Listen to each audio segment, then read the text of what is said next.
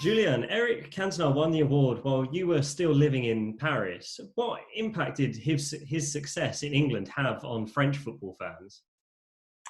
It was incredible. I remember vividly how the Premier League became really even more popular than Ligue 1 at the time. That was not even called Ligue 1. The first division that we had in France, we had good clubs and PSG and Marseille and that kind of rivalry and Bordeaux, and we had clubs doing okay in Europe, for example. But suddenly, as soon as he started doing well at Leeds first, and then obviously at Man United, the Premier League became this big thing. We had a show on Sunday night on French television, or on cable television as well. So you need to have the cable channel Canal Plus. And then they were asking people to vote for the sort of the highlight package that you wanted on that Sunday night. So it could be a game from the Bundesliga, it could be a game from England. And every Sunday we had United because people were just voting. I think it was on the Minitel at the time or something. People were voting to see United just for Cantona, basically. And everybody would stay up until the Sunday night, it was like from 10:30 or 11 at night to see him either scoring or doing something. It was that much. The whole country seems to be suddenly obsessed for Cantona after rejecting him. Basically, pretty much all through his career in France, he was this prodigy that people really never loved, and we sort of rejected him, sent it over to England, and then when he became that good, we sort of fell in love with him again, and then wanted to see what he was all about, and then that's why I think he did so well for the Premier League in the UK and in the world, but for France. In France, for the view of French people over the Premier League in England and over his own career, I think that was huge. Those years were just incredible. There was always something happening, whether it was good or bad, controversy or not. But yeah, so everybody would wait for the weekend to see what Kanto had done. So is there a generation of French fans who followed Leeds and Man United just because of Eric then? Oh, 100%. There's no doubt. I mean, the color, I remember playing football in those years, and you could see on Sunday afternoon or Sunday morning, what league you were playing, what level, whatever the level, people putting the color up. You could see how much impact he had on people playing football in France, people liking football in France, what an inspiration he was. And there's a whole generation who certainly grew up like me, being in awe of United, and also because they were very successful, but also in Cantona, every single technical skill, every single goal, the Sunderland goal, the volley against Liverpool in the FA Cup, all the charity. Every time there was a big game, something happening, and then obviously, as we were saying earlier, sometimes it was not always good publicity, but there was always something happening. But certainly, I think what made a lot of French people love Manchester United in those years was purely just for him. What are your memories of Cantona as a player then? So I remember him in France before he went to Sheffield Wednesday first, and then Leeds, and then United, being that clearly very talented player, but with such a strong personality, strong character. I remember seeing him at Auxerre when I was really young. My dad was a big football fan, so we were following everything, and you knew there was this kid who had a big character, who was a bit crazy at times, maybe, who could easily kick off for no reason, but who was so talented. And then there was all those games you would watch, and then either he would not do well, or there would be another problem with the coach or with the national team, and he would go from another club, and then he would be loaned out to another club, and it was just never working.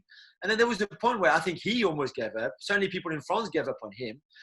And then he went to England, and I don't think many people thought, this is for him, he will do it. And like someone like Michel Platini or Gérard Houllier, who knew, I think, very, very early on that England was the right place for Cantona to finally express himself. But for fans like me growing up in France, him going to England was like, oh, okay, this is going to get worse, because over there they're going to go along at all with all the stuff that he's been doing in France. It'd be even worse. He's a foreigner. He's going over there. He doesn't speak the language. He plays football in a very different way. He might not adapt. They certainly might not like him there because of the way he plays, because of who he is. And we had all those question marks. And in the end, boom, like magic. It was just like magic. He arrived in England, and then suddenly he managed to express himself. I think he found the right people at Leeds, but then especially at United, to be able to express himself, to feel that love that he never really felt back home. And then that was it. That's just what he needed. That's just the little thing he needed. And then after that, he was gone, best player in the country for years. Did it surprise you and French football fans in general that he didn't get a recall back to the national team and he didn't cement himself as one of the most important players of the decade for France? He was just Cantona. He wanted to be the star of that French national team that arrived after a tough time because we missed out on the '94 World Cup. So it was the '96 Euros in England, but it was a new manager. It was a new generation with Zinedine Zidane, for example, with Yuri Djorkaeff, who were playing in his position more or less, different profiles, but you get the idea. And I think he wanted to be the star and he wanted the team to be built around him. And I think he, in a way, deserves to have that call, to make that call and say, listen, look what I'm doing. When you build a team around me, this is Manchester United. This is what I've created. This is my legacy. If you do the same with France, we can have the same success. And I just think Aimé Jacquet thought it in a different way. Maybe Jacquet was a bit scared as well of the personality. Jacquet being such an introvert head coach manager, if you want. I think maybe having Cantona in the dressing room, in the power play, maybe Jacquet was a bit scared of that. I don't know, maybe he was a bit fearful of Cantona's personality. And then Jacquet went another way. He said, well, I can't build my team. I don't want to build my team around you. So it's either you come in and you come to the service of the team, or if you want to be the star, this is not for you. And I don't think there was any. I don't think Canto was cross with Jacquet. I think he understood. I think he was disappointed, of course. And then '96, they reached the semi-final. '98, obviously, they won the World Cup, and I think he would have loved to be part of that. But I don't think he was angry or cross. I think he understood that Jacquet just wanted something different, and they just didn't want the same thing. But I still think it's a shame, and I think there's still a lot of people in France who wondered what would have happened. Imagine you take Cantona to the '96 Euros. You might win it in England with Cantona as your captain, as the big star, and then the rest could be completely different in history. You can win again in '98, and so we would never know. But it was always a shame that he didn't feature in that Euros in England, because that one was made for him, really. As you say, '96 didn't go to plan for France, but it all turned out all right in the end for you. yeah. And without Cantona, and it's just one of those, I think, I don't want to compare Laetitia and Cantona, for example, or you had other players in England with sort of a similar talent.